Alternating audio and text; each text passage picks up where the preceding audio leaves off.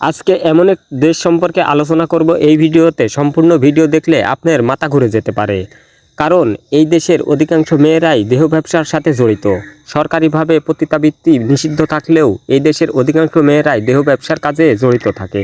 কারণ আর্থিক সংকটের কারণে এই দেশের অল্প বয়সের মেয়েদেরকেই নামিয়ে দেওয়া হয় দেহ ব্যবসার কাজে। আর্থিক সমস্যার কারণে অধিকাংশ ট্যুরিস্টরাই ট্যুর করতে পারে না থাইল্যান্ডের মতো জায়গাগুলোতে। তারাই যেতে পারেন এই দেশে। এই দেশের নাম ভিয়েতনাম।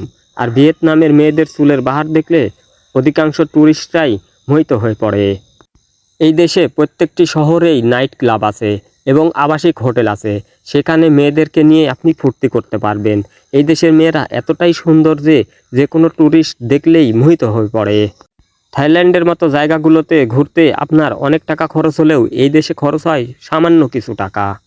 এখানকার শহরগুলোতে সারাদিন কাজের শেষে মানুষ যখন ঘুমিয়ে পড়ে তখনই এই শহরগুলো জেগে ওঠে এবং কিছু মেয়েরা আছে রাস্তার দুপাশে দাঁড়িয়ে থাকে ট্যুরিস্টদের মনোরঞ্জন করার জন্য। এই দেশের মেয়েরা কেনই বা এত পতিতাবৃত্তি করে বা দেহ ব্যবসার কাজ করে আপনি জানলে অবাক হয়ে যাবেন। শুধু তাই নয়, এই দেশে কফি উৎপাদন করার জন্য অন্যতম। শুধু কফি না, এই দেশে এমন এমন প্রাকৃতিক সৌন্দর্য আছে আপনি দেখলে মোহিত হয়ে পড়বেন। এটা ব্যাংককের সাথে একসময় তুলনা করা হয়।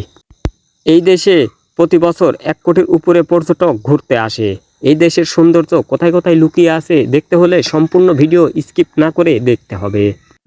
আপনি যদি নতুন হয়ে থাকেন তাহলে অবশ্যই চ্যানেলটি সাবস্ক্রাইব করে বেল বাটনটি বাজিয়ে দিন এবং ভিডিওতে অবশ্যই একটি লাইক দিবেন। এই দেশে যদি আপনি ঘুরতে আসেন 3 থেকে 4 দিন বা 5 দিনের জন্য মাত্র $200 খরচ হবে।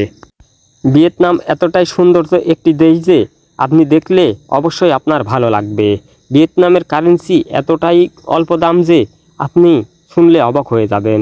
শুধু তাই নয়, আমেরিকার মতো রাষ্ট্রকেও একবার যুদ্ধে হার মানিয়েছিল তারা। এই দেশের কারেন্সির দাম এতটাই কম যে এখানে 5 লক্ষ টনের নোট পাওয়া যায়। ভিয়েতনাম দক্ষিণ পূর্ব এশিয়ার একটি দেশ। এই দেশের কারেন্সির দাম এতটাই কম যে এখানে 5 লক্ষ টন কারেন্সি রয়েছে।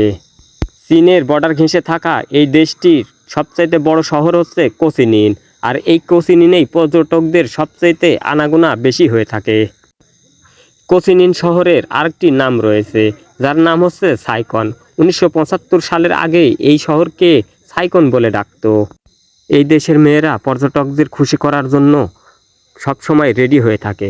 তবে সাবধান, এই দেশে যেমন খুশি করার জন্য মেয়েও আছে তেমন ঠকানোর জন্য মানুষও রয়েছে। তাই আপনি যদি ঘুরতে আসেন তাহলে অবশ্যই আপনাকে সবসময় সাবধান থাকতে হবে। তো বন্ধুরা, এই ভিয়েতনামের ভিডিওটি কেমন লেগেছে অবশ্যই কমেন্ট করে জানিয়ে যাবেন। আর সামনের ভিডিওতে আপনি কেমন ভিডিও দেখতে চান অবশ্যই সেটাও কমেন্ট করে জানিয়ে যাবেন।